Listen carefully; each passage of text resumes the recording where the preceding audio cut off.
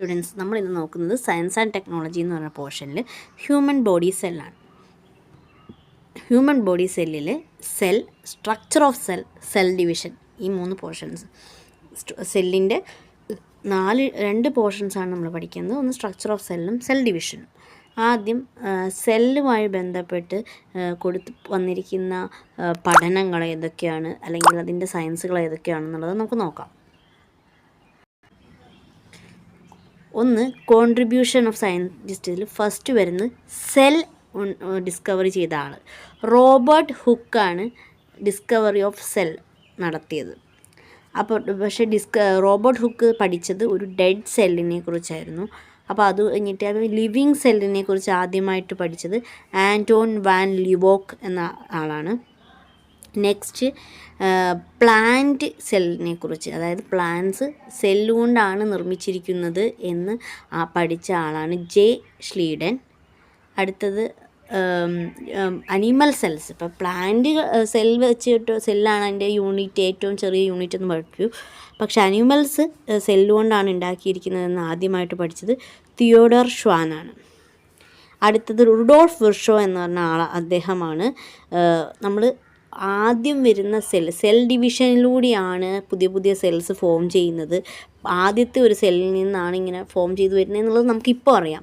അത് ആദ്യമായിട്ട് ഒരു തിയറി ആയിട്ട് കൊണ്ടുവന്നത് റുഡോൾഫ് വിർഷോ എന്ന ആളാണ്. അപ്പോൾ നമുക്ക് ഒന്നുകൂടെ പറഞ്ഞു നോക്കാം. സെല്ല് കൊണ്ടുവന്നത് റോബർട്ട് ഹുക്കാണ്. ലിവിങ് സെല്ലിനെ കുറിച്ച് പഠിച്ചത് ആൻറ്റോൺ വാൻ ലിവോക്കാണ്. പ്ലാന്റ് സെല്ലിനെ കുറിച്ച് പഠിച്ചത് ജെ ഷ്ലീഡനാണ്. തിയോഡർ ഷ്വാനാണ് അനിമൽ സെൽസിനെ കുറിച്ച് പഠിച്ചത്. റുഡോൾഫ് വിർഷോ ആണ് പ്രീ എക്സിസ്റ്റിംഗ് സെല്ലിൽ നിന്നാണ് പുതിയ സെൽസ് ഫോം ചെയ്യുന്നത് ബൈ സെൽ ഡിവിഷൻ എന്ന് പഠിച്ചത്.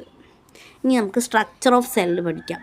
അതിൻ്റെ മേജർ പാർട്സ് വരുന്നത് cell membrane, cytoplasm, cell organelles എന്നിവയാണ്. ഇതാണ് നമ്മൾ കാണുന്ന ഒരു അനിമൽ സെല്ലാണിത് കേട്ടോ. Cell organelles, structure within the cell that has one or more specific jobs to perform. അതായത് ഈ സെല്ലിൽ കാണുന്ന കുറേ ചെറിയ ബോഡീസിനെ കാണുന്നില്ലേ, അതിനെയാണ് സെൽ ഓർഗനൽസ് എന്ന് പറയുന്നത്. അതിൽ ഫസ്റ്റ് പറഞ്ഞ സെൽ മെംബ്രെയിൻ എന്ന് പറഞ്ഞാൽ സെല്ലിൻ്റെ ഒരു കവറിങ്, സൈറ്റോപ്ലാസം, പിന്നെ സെൽ ഓർഗനൽസ്. സെൽ ഓർഗനൽസിലെ ഫസ്റ്റ് വരുന്നത് endoplasmic reticulum, Golgi bodies, lysosome, mitochondria, ഇതൊക്കെയാണ്. അതിൽ എൻഡോപ്ലാസ്മിക് റെക്റ്റിക്കുലം എന്ന് പറഞ്ഞാൽ സൈറ്റോപ്ലാസത്തിൽ, അതായത് ഈ വരുന്ന പോർഷൻസ് ഉണ്ടല്ലോ, ഈ ഗ്രീൻ കളേർഡ് പോർഷനെയാണ് നമ്മൾ സൈറ്റോപ്ലാസം എന്ന് പറയുന്നത്. ഈ സൈറ്റോപ്ലാസത്തിൽ വരുന്ന ഇങ്ങനെ ചെതറി കിടക്കുന്ന ഒരു network of tiny tubular structures, ഈ കാണുന്ന ടൈപ്പ് ഓഫ്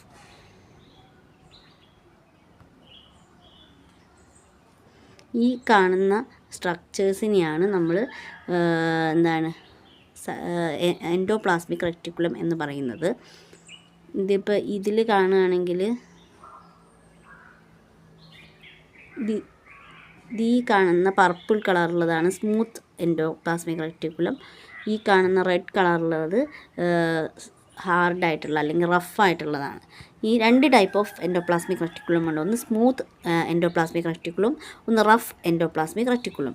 അതിനെ നമ്മൾ വിളിക്കുന്നത് transportation channels of the cell. അത് വളരെ ഇമ്പോർട്ടൻ്റ് ആണ്. ഇങ്ങനെ വരുന്ന ടേംസ് നമ്മുടെ എക്സാമിന് ചോദിക്കുന്നതാണ്. ഇപ്പോൾ transportation transportation channels of the cell അറിയപ്പെടുന്നത് എന്താണ്? എൻഡോപ്ലാസ്മിക് റെറ്റിക്കുലമാണ്. നെക്സ്റ്റ് ഫങ്ഷൻ, അതായത് അങ്ങനെ ഒരു പേര് വരാൻ കാരണം എന്താണ്? സെല്ലിലേക്ക് മെറ്റീരിയൽസ് ട്രാൻസ്പോർട്ട് ചെയ്യുന്നത് എൻഡോപ്ലാസ്മിക് റെറ്റിക്കുലമാണ്, അതുകൊണ്ടാണ്. നെക്സ്റ്റ് റൈബോസോംസിനെ വിളിക്കുന്നത് protein factory of the cell എന്നാണ്. നമ്മൾ ആദ്യം പറഞ്ഞു transportation channels of the cell എന്നറിയപ്പെടുന്നത് എൻഡോപ്ലാസ്മിക് റെറ്റിക്കുലമാണ്. നെക്സ്റ്റ് റൈബോസോമിനെ വിളിക്കുന്ന പേര് protein factory of the cell എന്നാണ്. അതിൻ്റെ ഫങ്ഷൻ എന്താണ്? Protein synthesis of the cell. സെല്ലിൽ പ്രോട്ടീൻ സിന്തസിസ് നടത്തുന്നത് റൈബോസോംസ് ആണ്. അത് ഒന്നുമില്ലെങ്കിൽ എൻഡോപ്ലാസ്മിക് റെറ്റിക്കുലത്തിനോട് അറ്റാച്ച്ഡ് ആയിട്ടായിരിക്കും, അല്ലെങ്കിൽ ഫ്രീ ആയിട്ട് കിടക്കുന്നുണ്ടാവും. നെക്സ്റ്റ് ഗോൾഗി ബോഡീസ് എന്ന് പറഞ്ഞാൽ traffic police of the cell എന്നാണ് അറിയപ്പെടുന്നത്. Traffic police of the cell എന്ന് വിളിക്കുന്നത് ഗോൾഗി ബോഡീസാണ്.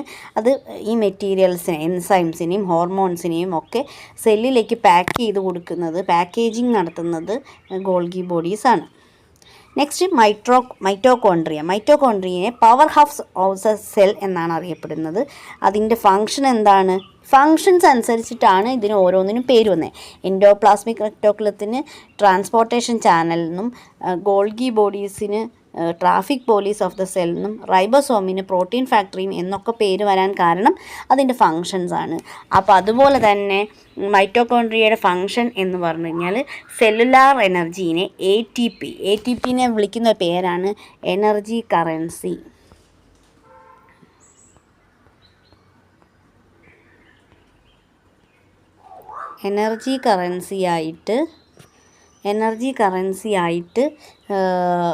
എനർജി കറൻസിയുടെ രൂപത്തിൽ അഡിനോസിൻ ട്രൈഫോസ്ഫേറ്റ് മോളിക്യൂൾസായിട്ട് സെല്ലുലാർ എനർജീനെ പ്രൊഡ്യൂസ് ചെയ്ത് സ്റ്റോർ ചെയ്യുന്ന ഫങ്ഷൻ മൈറ്റോകോൺട്രിയയുടെയാണ്. അതായത് ലിവർ, ബ്രെയിൻ, മസിൽസിലൊക്കെ എനർജി റിക്വയർമെൻറ്റ് അധികമായിട്ട് ആവശ്യമുള്ള സ്ഥലത്തൊക്കെ മൈറ്റോകോൺട്രിയ കൂടുതലായിട്ട് കാണാൻ സാധിക്കും. നെക്സ്റ്റ് ലൈസോസോമാണ്. ലൈസോസോം എന്ന് പറഞ്ഞാൽ അവിടെ ലിപ്പേസ്, പ്രോട്ടിയേസ് എന്നുള്ള രീതിയിലുള്ള എൻസൈംസ് ഒക്കെ കാണുന്നുണ്ട്. അതിനെ നമ്മൾ suicide bag of the cell എന്നാണ് അറിയപ്പെടുന്നത്. അതായത് സെല്ലിലേക്ക് ഫോറിൻ സബ്സ്റ്റൻസസ് വരികയാണെങ്കിൽ അതിനെ ഡിസ്ട്രോയ് ചെയ്യും. അതിൻ്റെ കൂടെ തന്നെ ഒരുപാട് വന്നു അതിന് നമുക്ക് സബ് ചെയ്യാൻ പറ്റുന്നില്ലെങ്കിൽ അത് മൊത്തത്തിൽ അങ്ങ് പൊട്ടിത്തെറിച്ച് ആ സെല്ല് തന്നെ ഇല്ലാണ്ടാക്കും. അത് തന്നെ പൊട്ടിത്തെറിച്ചിട്ടാണ് മറ്റേ സെല്ലിലേക്ക് വരുന്ന ഫോറിൻ സബ്സ്റ്റൻസസിനെ ഡിസ്ട്രോയ് ചെയ്യുന്നത്. അതുകൊണ്ടാണ് അതിനെ സൂയിസൈഡ് ബാഗ് എന്ന് വിളിക്കുന്നത്. നെക്സ്റ്റ് വാക്യൂൾ എന്ന് പറഞ്ഞു കഴിഞ്ഞാൽ വാട്ടർ, സോൾട്ട്, എക്സ്ക്രീറ്ററി മെറ്റീരിയൽസൊക്കെ സെല്ലിൽ സ്റ്റോർ ചെയ്യുന്ന ഒരു സാക്കാണ്, ഒരു കവർ അല്ലെങ്കിൽ ഒരു ചാക്ക് ആണ് വാക്യൂൾ. ഈ വാക്യൂളിനെ കവർ ചെയ്തുകൊണ്ട് വരുന്ന ഒരു മെമ്പറൈനസ് കവറാണ് ടോണോപ്ലാസ്റ്റ്. ഇത് റിപ്പീറ്റ് ചെയ്ത് ചോദിക്കുന്ന ചോദ്യമാണ്. Next centrosome. അനിമൽ സെൽസിൽ മാത്രം കാണുന്നതാണ് സെൻട്രോസോം. അതായത് സെൽ ഡിവിഷനെ ഹെൽപ്പ് ചെയ്യുന്നത് സെൻട്രോസോമാണ്. നെക്സ്റ്റ് സെൽ ന്യൂക്ലിയസ് എന്ന് പറഞ്ഞു കഴിഞ്ഞാൽ എന്താ? റെഗുലേറ്ററി സെൻറ്റർ ഓഫ് സെല്ലാണ്. സെല്ലിൻ്റെ ഏറ്റവും ഇമ്പോർട്ടൻ്റ് ആയിട്ടുള്ള എല്ലാ കാര്യങ്ങളും നിയന്ത്രിക്കുന്ന ഒരു ഭാഗമാണ് സെൽ ന്യൂക്ലിയസ് വരുന്നത്. ന്യൂക്ലിയർ മെംബ്രെയിൻ ഉണ്ട്, ന്യൂക്ലിയർ പോസ്, ന്യൂക്ലിയോപ്ലാസം, ക്രൊമാറ്റിക്കുലം, റെറ്റിക്കുലം, അങ്ങനെ എല്ലാ പാർട്സും വരുന്നുണ്ട്. നെക്സ്റ്റ് ന്യൂക്ലിയർ മെംബ്രെയിൻ എന്ന് പറഞ്ഞാൽ എന്താ? ഒരു ന്യൂക്ലിയസിനെ പ്രൊട്ടക്റ്റ് ചെയ്തുകൊണ്ട് അതിന് ചുറ്റും വരുന്ന ഒരു ഡബിൾ ലെയേർഡ് മെംബ്രെയിനാണ് ന്യൂക്ലിയർ മെംബ്രെയിൻ. ന്യൂക്ലിയർ പോർ എന്ന് പറഞ്ഞാൽ മെറ്റീരിയൽസിനെ അകത്തേക്കും പുറത്തേക്കും കൊണ്ടുപോകാൻ സഹായിക്കുന്ന അല്ലെങ്കിൽ ആ ഒരു ഭാഗമാണ് ന്യൂക്ലിയർ പോർ. അടുത്തത് ന്യൂക്ലിയർ പ്ലാസം. ന്യൂക്ലിയസിൻ്റെ ഫ്ലൂയിഡ് പാർട്ട് തന്നെയാണ് ന്യൂക്ലിയർ പ്ലാസം എന്ന് പറയുന്നത്. നെക്സ്റ്റ് ക്രൊമാറ്റിക് റെറ്റിക്കുലമാണ്. അതിലാണ് DNA-യും പ്രോട്ടീൻസും ഒക്കെ ഉള്ളത്. ന്യൂക്ലിയോലസ് എന്ന് പറഞ്ഞാൽ ന്യൂക്ലിയസിൻ്റെ എല്ലാ ഫങ്ഷൻസും കറക്റ്റ് ചെയ്ത് അത് കൊണ്ടു നടക്കുന്ന ഒരു ഭാഗമാണ് ന്യൂക്ലിയോലസ്. നെക്സ്റ്റ് ഇപ്പോൾ നമ്മൾ സെൽസിൻ്റെ സ്ട്രക്ചർ ഓഫ് എ സെൽ പറഞ്ഞു. ഇനി നമ്മൾ രണ്ട് ടൈപ്പ് ഓർഗാനിസംസ് ഉണ്ട്. ന്യൂക്ലിയസുമായി ബന്ധപ്പെട്ടാണ് രണ്ട് തരത്തിൽ ഡിവൈഡ് ചെയ്തിരിക്കുന്നത്. ഒന്ന് വെൽ ഡിഫൈൻഡ് ന്യൂക്ലിയസ് ഉള്ള ജീവികളെ ഇല്ലാത്ത ജീവികളെ പ്രോകാരിയോട്സ് എന്നും വെൽ ഡിഫൈൻഡ് ന്യൂക്ലിയസ് ഉള്ള ജീവികളെ യൂകാരിയോട്സ് എന്നും പറയും. പ്രോകാരിയോട്സിന് എക്സാമ്പിളാണ് ബാക്ടീരിയ, യൂകാരിയോട്സിന് എക്സാമ്പിളാണ് പ്ലാന്റ്സ്, അനിമൽസ്, അമീബിയ എക്സെട്ര. നെക്സ്റ്റ് നമ്മൾ ഈ ഫസ്റ്റ് സ്ലൈഡിൽ പറഞ്ഞ പോലെ ഈ ഒരു വീഡിയോയിൽ രണ്ട് കാര്യങ്ങളാണ് പറയുന്നത്. ഒന്ന് സ്ട്രക്ചർ ഓഫ് സെൽ, അത് പറഞ്ഞു. സ്ട്രക്ചർ ഓഫ് ഇമ്പോർട്ടൻറ്റ് പാർട്സ് പറഞ്ഞു. അതിൽ കുറേ പാർട്സിന് പേരുകളും കാര്യങ്ങളും പറഞ്ഞു. അതൊക്കെ ഇമ്പോർട്ടൻ്റ് ആണ്. അതുപോലെ തന്നെ വാക്യൂളിനെ കവർ ചെയ്തുകൊണ്ട് വരുന്ന ഒരു മെംബ്രെയിൻ ഉണ്ട്, അതിനെക്കുറിച്ചൊക്കെ പറഞ്ഞു. നെക്സ്റ്റ് പോർഷൻ സെൽ ഡിവിഷനാണ്. രണ്ട് ടൈപ്പ് ഓഫ് സെൽ ഡിവിഷൻസ് ഉണ്ട്. ഒന്ന് മൈറ്റോസിസും ഒന്ന് മിയോസിസും. മൈറ്റോസിസ് എന്ന് പറഞ്ഞു കഴിഞ്ഞാൽ മൾട്ടി സെല്ലുലാർ ഓർഗാനിസംസിൻ്റെ ഗ്രോത്തിന് ഹെൽപ്പ് ചെയ്യുന്ന ഒരു പ്രൊസീജിയറാണ്. നെക്സ്റ്റ് റിപ്രൊഡക്റ്റീവ് സെൽസിൻ്റെ ഫോർമേഷന് വേണ്ടി ഇതാണ് മിയോസിസ്. മൈറ്റോസിസിൽ ഒരു സെല്ല് ഡിവൈഡ് ചെയ്താൽ രണ്ട് സെൽസായിട്ടാണ് മാറ്റുന്നത്. പക്ഷേ ഇതിൽ മിയോസിസിൽ ഒരു സെല്ല് ഡിവൈഡ് ചെയ്ത് ഓരോ സെൽസാണ് മിയോസിസിൽ വരുന്നത്, മൈറ്റോസിസിൽ വരുന്നത്. പക്ഷേ മിയോസിസിലാണെങ്കിൽ ഇങ്ങനെ വന്നിട്ട് 4 സെൽസ് ഫോം ചെയ്യും. ക്രോമസോം നമ്പർ 2 ഡോട്ടർ സെൽസാണ് വരുന്നത് മൈറ്റോസിസിൽ. പക്ഷേ അതേ ക്രോമസോം നമ്പർ ആയിരിക്കും, പാരൻറ്റ് സെല്ലിൻ്റെ അതേ സെയിം ക്രോമസോം നമ്പർ ആയിരിക്കും മൈറ്റോസിസിൽ വരിക. പക്ഷേ മിയോസിസിൽ ക്രോമസോം നമ്പർ ഹാഫായിട്ട് റെഡ്യൂസ് ചെയ്യും.